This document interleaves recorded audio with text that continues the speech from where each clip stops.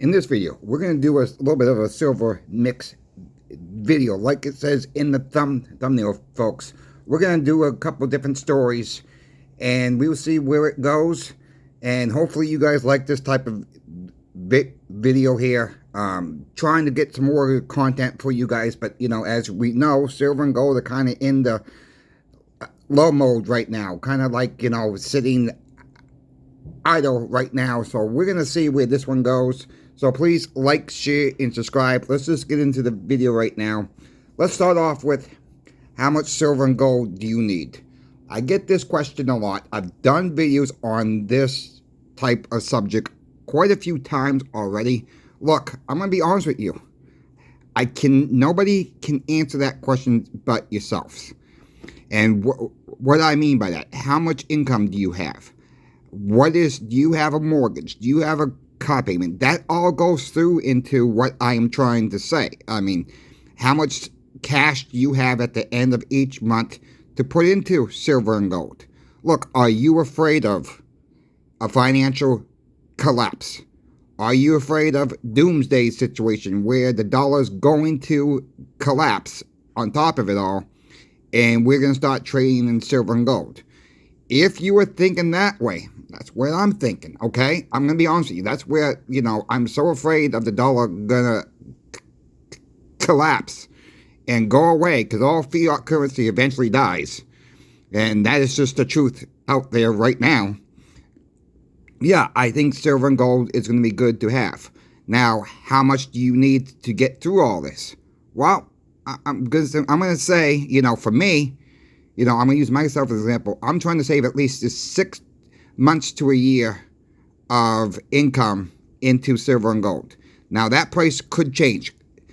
So what I'm basically saying is, just stack as much as you can afford to stack. And I'm not telling you to go buy it right now or anything like that, okay? So don't take this as financial advice at all, because that's not what I'm trying to promote on my channel at all. I'm going to be perfectly honest with you. Everybody's going to be in a different boat on how much to have in their safes, wherever you keep it. If you vote it elsewhere on an off-site location, if you vote it through a bone dealer or bone company, because you have to do it that way.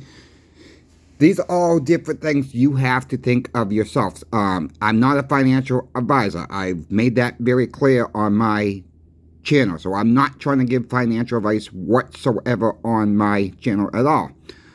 Silver Dragons put out a very good video the other day with his coin shop owner, and basically saying, you know, how much silver do you need? And even him, he was having a hard time, you know, saying how much silver, because it's based on people's needs, focuses in life, and what you want out of the end game of silver and gold. People say, you know, some people say, well, silver and gold is a barber's relic. Well, silver and gold has been around for 5,000 years. We all know that. Bitcoin, these meme coins, hey, look, I don't see any states right now making laws on that to make that as a payment to the government or anything like that.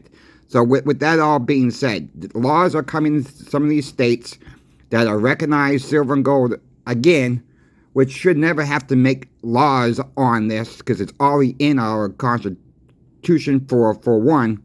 So with that all being said, that question, how much silver you should own, how much gold you should own, what's the ratio of silver and gold? Look, I'm going to get into a little bit of the ratio right now. Look, if you're not planning to buy a car right now, if you're not planning to move anytime soon, yes, silver is heavy. I think silver is the best bang for the buck.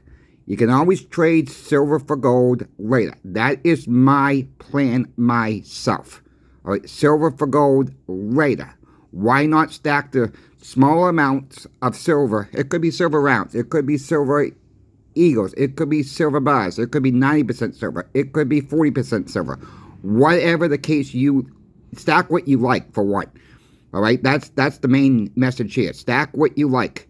I got a little bit of a mix of everything in silver myself. I told you folks, I don't own one silver, one gold piece, really. I own a little bit of very fractional gold bars. That is what I own. And I mean minimal gold bars. Not even a gram, like a quarter of a gram, some grains.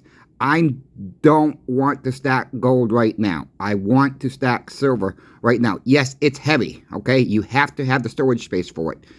And that was another thing that people have said about in their comment sections too. Storage. Hey, look, I get it. Storage. Canvas bags work too, folks. Those old bank bags, you can get them on eBay. You can get the newer ones with no markings on them from Amazon. They cost a few bucks, yes. But, you know, when it comes down to, like, your 40% silver halves, your war nickels, you know, stuff like this, you know, just little, you know, lock and lock boxes, you know, for your war nickels, your silver dimes. They don't take up much room, and you can put a big amount in them in a dresser drawer. You can hide them in your bathroom cabinets. You can even hide them in where you keep your food at. People think it's food in there. You know, if someone breaks into your house, you got to think outside the box. They're going to probably be in your house maybe 3 or 4 minutes and get the heck out of Dodge. And if you place them in your food cubbies, you know, with food, you know, you could label them too, you know, whatever. You could put food on it. You know, you could put cereal on it, whatever. You know what's in there. You know, let your family members know where you're keeping it, who lives inside your home with you, so you don't forget. Have a list. Put a list on your cell phones. Put a list on your desktop computer so you don't forget where you placed it, because sometimes that does happen. And so with that all being said, these are just some tips for people to stack a little bit more. You know, I got a comment, and before I go into my next subject, I got a comment on my 40% silver video I did yesterday. And I think this person really knocked us out of the park. Sharon Harris 2602, she put a comment on my video, and she says, I look at 40% silver just like 90%. They're going to refine it either way. I look at 40% silver as micro fractional 40% silver half dollars, or like 2 silver dimes pretty much. Well, yeah, 40% silver halves, probably just about the value of 2 silver dimes. Keep that in mind, folks. Going to be very good for barter in small increments if needed. She hit that right on the nose, okay? I want to give her a shout out on that, because I think that was a great comment that she put on there. That's where we got to look at, you know, small amounts, folks. Even if it's 40%, then there's people saying, you know, I can agree with this statement too. You know, I had another comment. It's going to be very hard for people to learn 40% silver from 90% silver. Not really. If people start picking up the red books now, the coin red books, they're going to cost about $15. The new one's going to come out in April. The 2026 will come out in April of this year, folks. You can pick up your 2025 now. But, you know, if you're about 4 months away, I would just wait for the new one to come out at this point. You know, you can pre-order them, you know, probably starting in mid-March off of Amazon, off of eBay. Get the pre-orders in. I'll let you guys know when I see the first pre-orders come out on those books. I will let you guys know that. You don't have to buy a red book every single year. The prices do not change that much for numismatic stuff, and this is what this book is for. I buy one because of the business I'm in, folks. I work for a coin shop, so that's why I buy one every single year. So when we're looking forward, do we think silver is going up? What's the end game? Okay, I always say silver and gold are a hedge against inflation. I don't consider silver and gold as an investment, and I'm going to tell you why I say that. You know, we buy it today. Let's say we buy it today, and 6 months from now, let's just assume 6 months from now, silver and gold doubles in price across the board. What's going to be the cost of a dozen eggs at that time? What's going to be the cost of a gallon of milk? What would be the cost of a gallon of gas? Silver and gold are not going to rise that much without inflation. Can it happen? Of course it can happen. Anything's possible right now. If we had a dollar reset next week, and they reevaluate gold and silver next week.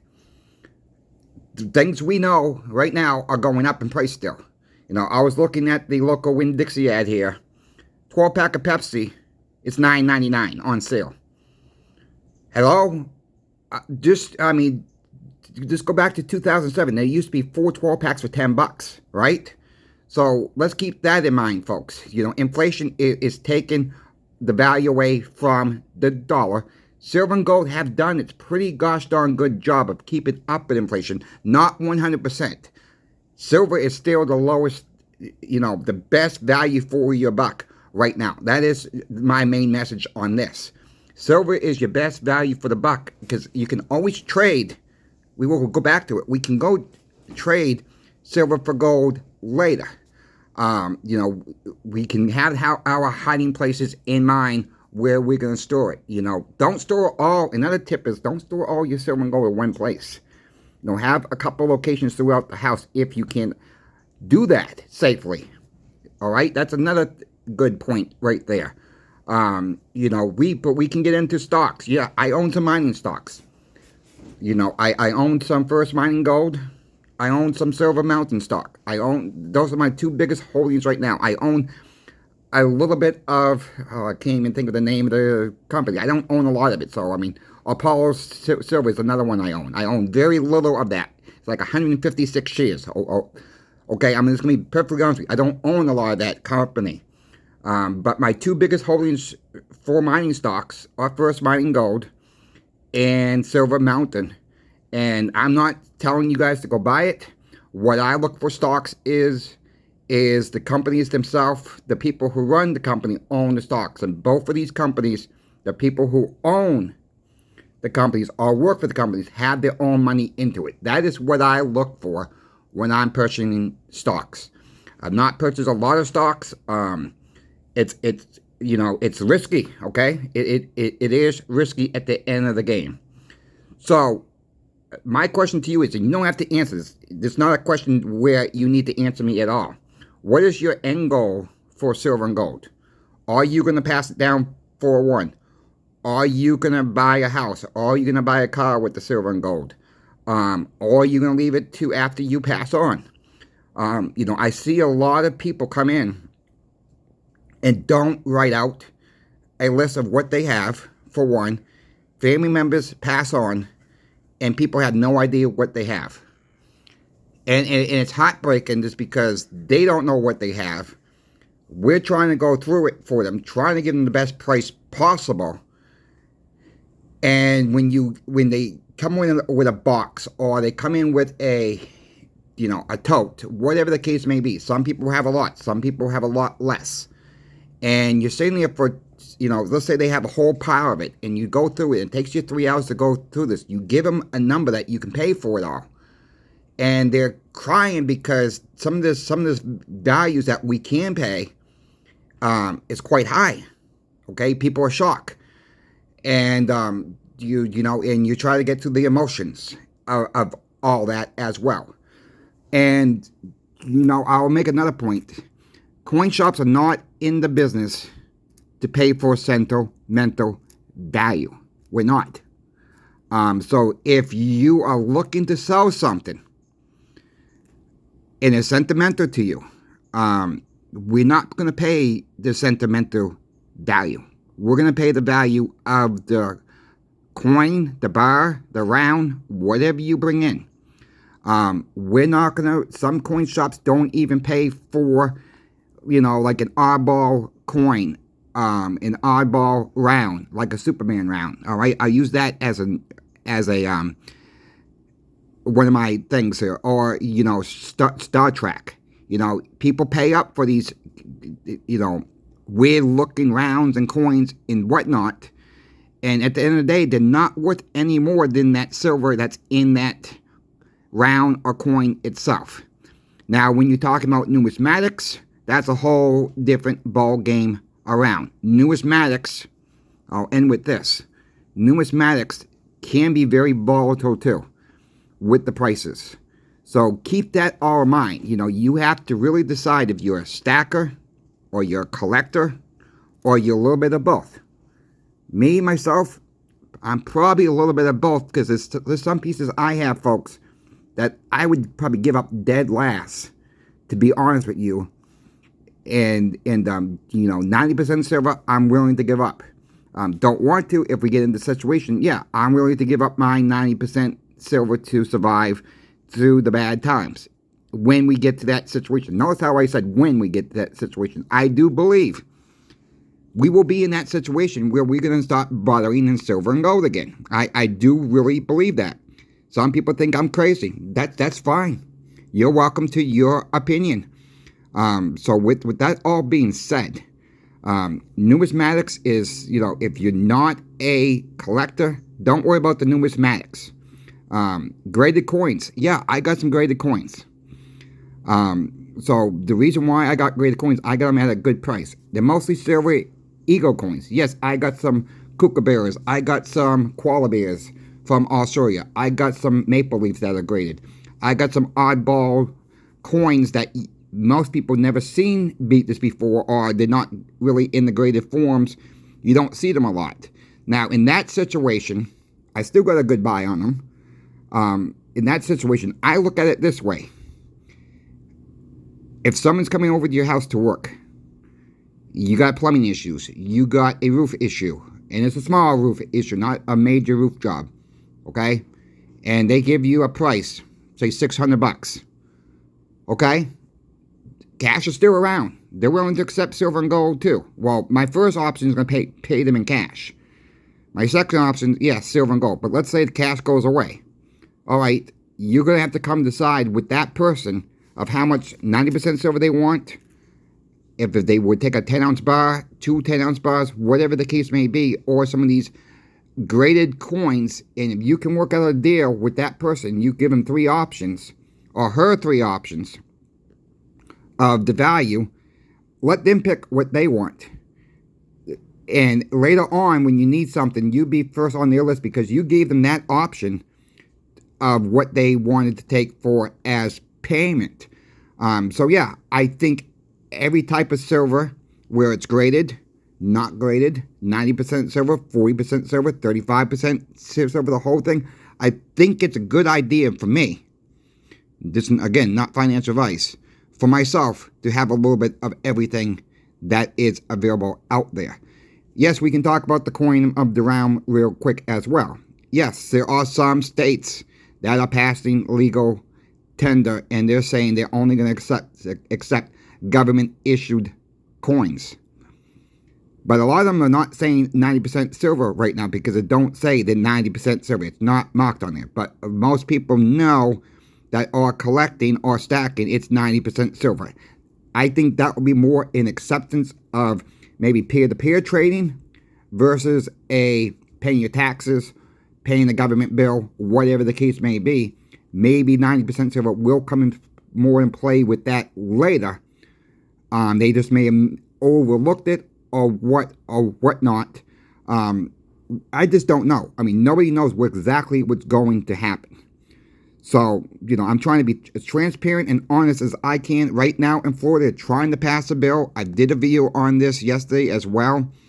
It does not include 90% silver. It does include all government-issued coins or silver bars, silver rounds, as long as they're marked with the 999, the 4 9s, that is in the Florida's bill as of right now. Some states don't even have that in their bills. I'm trying to see what states have passed legal tender laws already. If you guys know, send me an email, please. Let's get the word out so we can all help each other out with that. So with that being said, I know this is kind of a different video than I normally do, but it's getting crazy what's really going on out there. And I'm still stacking, as you guys know, the 90% right now and my 40% silver. And I'm just trying to be transparent and honest with you folks as much as I can be. And that's how I'm going to run my channel. I'm not going to come on here and give you guys a bunch of crap, because it's at the end of the day, people need to know what's going on. So any information you guys have out there, if you see something coming up in your states let me know. We can get the word out by email. Like, again, just email me. I'll get back to you. And you know, we will go forward with all that. So I thank you for watching. And to the next video, Coin Shop Chris is out.